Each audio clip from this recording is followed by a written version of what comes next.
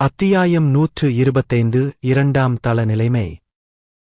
சில மணிநேரம் ஓய்வெடுத்த பிறகு கபிலன் 9வது மாடியில் இருந்து எடுத்த திறன்மயங்களை வெளியே எடுத்து அவற்றை உறிஞ்சினான்.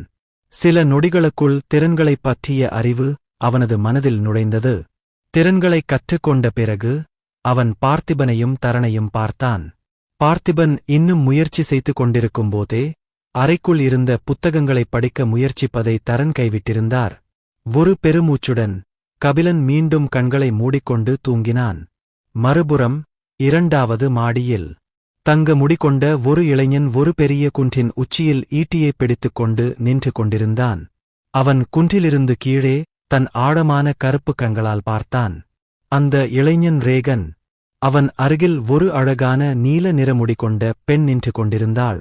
அவள் பாறைக்குக் கீழே ஒரு தீவிரமான முகபாவத்துடன் பார்த்தபோது அவளுடைய நீண்ட கூந்தல் அவள் மெல்லிய இடுப்பில் சரிந்து கொண்டிருந்தது. அது மதனா. மீண்டும் முதல் மாடியை விட்டு வெளியேறிய பிறகு இருவரும் சில வாரங்களுக்கு முன்பு 2வது மாடியில் சந்தித்து ஒன்றாகக் குடியேறத் தொடங்கினர். அந்த இருவரின் பின்னால் இன்னும் சில மனிதர்கள் நின்று கொண்டிருந்தனர். அவர்கள் அனைவரும் தங்கள் ஆயுதங்களை ஏந்தியிருந்தனர். அவர்களில் ராயல் அகாடமியின் 2ஆம் ஆண்டு மூத்த மாணவர் பிரேம் இருந்தார். மதனாவையும் ரேகனையும் அணுகிய பிரேம் பெருமூச்சுடன் பாறைக்குக் கீழே பார்த்தார். நாம் அதை தோற்கடிக்க முடியும் என்று நீங்கள் உறுதியாக நம்புகிறீர்களா? ரேகன் பிரேமை பார்த்து தலையசைத்தார். நாம் அனைவரும் ஒன்றாக வேலை செய்தால் முடியும் என்று நான் நினைக்கிறேன். மதனா பிரேமை பார்த்து தலையசைத்தாள். குன்றின் கீழே நிறைய பெரிய பச்சை மரங்கள் இருந்தன. பல்வேறு பச்சை மரங்களுக்கு மத்தியில் ஒரு மரம் குளிர்ச்சியான ஒளியை வெளியிட்டது. குளிர்ந்த மரக்கிளைகளைச் சுற்றி 10க்கும் மேற்பட்ட நீல நிற பழங்கள் தொங்கிக் கொண்டிருந்தன. மரத்தைக் கண்டுபிடித்த பிறகு அவர்கள் பழங்களைப் பெற விரும்பினர். ஆனால் மரத்தின் முன் ஒரு பிளஸ்தர பனிப்பல்லி அமர்ந்திருந்தது. அந்த பல்லி 7 முதல் 8 வரை மீட்டர் பெரியதாகவும் அதன் உடல் முழுவதுமாக பனி செதில்களால் மூடப்பட்டிருந்தது. ஒரு வாரத்திற்கு முன்பு ரேகன் தரவரிசையை முறியடித்தார். அதே நேரத்தில் மதனா தரவரிசையில் இருந்தார். அவர்கள் இருவரும் அணியில் மிகவும் வலிமையானவர்கள். தவர் அனைவரையும் வெளியேற்றுவதற்கு 1 வாரம் மட்டுமே மீதமுள்ளதால் மீதமுள்ள நேரத்தை அதிகம் பயன்படுத்த அவர்களின் குழு வெறித்தனமாக புதையல்களை தேடிக் கொண்டிருந்தது. ரேகன் அனைத்து குழு உறுப்பினர்களையும் திரும்பிப் பார்த்து சில நிமிடங்களுக்குப் பிறகு அவர்கள் பனிப்பல்லியை தாக்கப் போவதால் தயாராகுங்கள் என்று கூறினார். ரேகனுக்கு தெரியாமல் மற்றொரு குழு எதிர்பக்கத்தில் இருந்து அதே மரத்தை பார்த்துக் கொண்டிருந்தது. அந்த அணியில் 3 பேர் மட்டுமே இருந்தனர். 2 எல்வ்ஸ் மற்றும் 1 மனிதன். அவர்கள் சிறிது காலமாக ஒன்றாக நகர்ந்து வருகிறார்கள். ரேகனின் குழு கண்டுபிடித்த அதே நேரத்தில் பழ மரத்தைக் கண்டுபிடித்தனர். சில புதர்களுக்குப் பின்னால் இருந்து மரத்தைப் பார்த்தபோது மனித மஞ்சள் நிறக் கண்கள் மின்னின. ஆனால் பனிப்பல்லியை பார்த்ததும் அவனது முகபாவனை அசிங்கமாக மாறியது. அவன் தன் பழுப்பு நிறமுடியை வருடிக்கொண்டே பெருமூச்சு விட்டான். பழுப்பு நிறமுடி கொண்ட மனிதனுக்கு அருகில் அமர்ந்திருந்த பச்சை நிறமுடி கொண்ட எல்வ்ஸ் ஒன்று அவனை முகத்தைச் சுளித்துப் பார்த்தது. நயன், நம்மால தோற்கடிக்க முடியாதுன்னு நினைக்கிறேன். நாம 2 பேரும் பிளஸ் ரேங்க் மட்டும்தான். ஆனா நீ நேற்றுதான் ரேங்க் வரைக்கும் வந்த. பிளஸ் ரேங்க் ஐஸ்லிச்சரை நம்மால தோற்கடிக்க முடியாது. நயன் பச்சை முடிகொண்ட எல்பை ஒரு தீவிரமான முகபாவத்துடன் திரும்பிப் பார்த்தார்கள். ரோவன், இவ்வளவு விலைமதிப்பற்ற பழங்களை நாம் விட்டுச் செல்லப் போகிறோமா? பாதி பழங்களை மட்டும் பெற்றாலும் அடுத்த தரவரிசைக்குச் செல்ல அவை போதுமானதாக இருக்கும். பச்சை நிறமுடி கொண்ட எல்பை பார்த்து மெதுவாக அவன் கிசுகிசுத்தான். 6வது மாடியிலிருந்து திரும்பி வந்த பிறகு நயன் மிகவும் அதிர்ஷ்டசாலிகள். சில பொக்கிஷங்களைக் கண்டுபிடித்தார்கள். அதனால்தான் வெள்ளை படிக்கட்டு வழியாக மீண்டும் 2வது மாடிக்கு வந்த பிறகு அவர் தரவரிசையை எளிதாக உடைத்து உள்ளே நுழைந்தார். சரி, பெரும்பாலும் அவன் நிறைய அரக்கர்களால் துரத்தப்பட்டார். ஆனால் அவனுக்கு செயல்முறை முக்கியமில்லை, விளைவு மட்டுமே முக்கியமானது. ஒரு பெருமூச்சுடன் ரோவன் தனக்குப் பின்னால் அமர்ந்திருந்த மற்றொரு கருப்பு முடி கொண்ட எல்பைப் பார்த்தான். மற்றொரு ஒரு பெண்.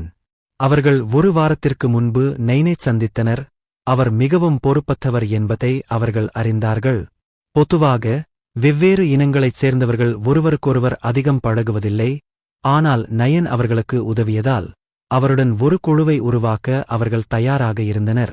அந்தக் கருப்பு முடி கொண்ட பெண் நைனை மெதுவாகப் பார்த்தாள்.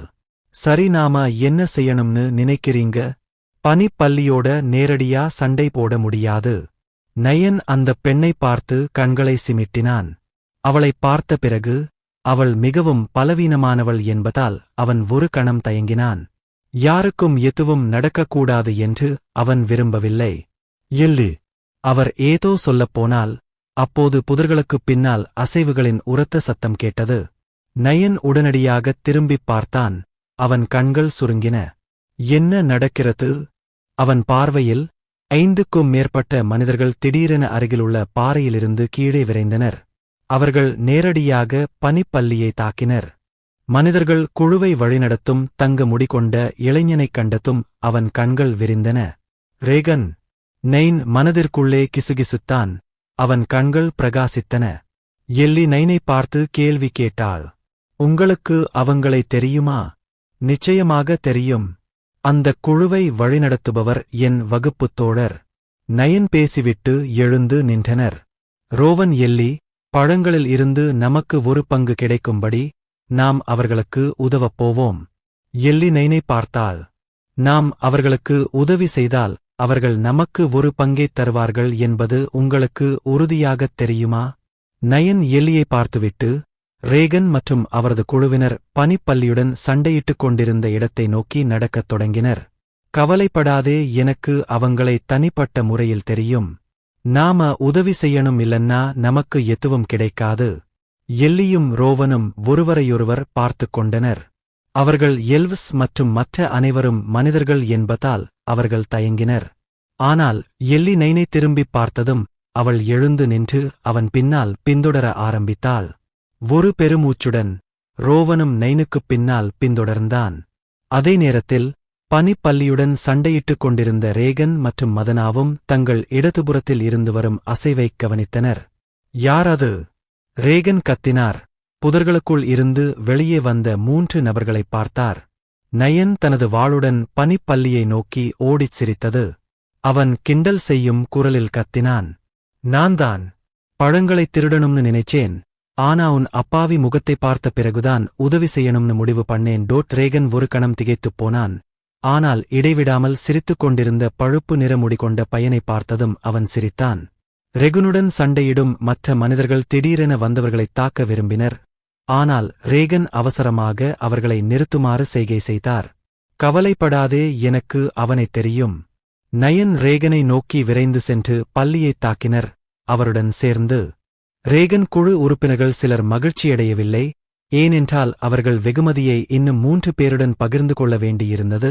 ஆனால் நயன், திமேனஸ், தரவரிசை பலத்தைப் பார்த்த பிறகு அவர்கள் எதுவும் சொல்லவில்லை. நயன் உதவியது ரேகன் மீதான சுமையைக் குறைக்க உதவியது. மேலும் ஐஸ் பல்லியுடன் பல பேர் சேர்ந்து சண்டையிட்டதால் 5 நிமிடங்களுக்குள் அவர்கள் பல்லியைக் கொன்றனர். அதிக சேதத்தை ரேகன், நைன் மற்றும் மதனா ஏற்படுத்தினர்.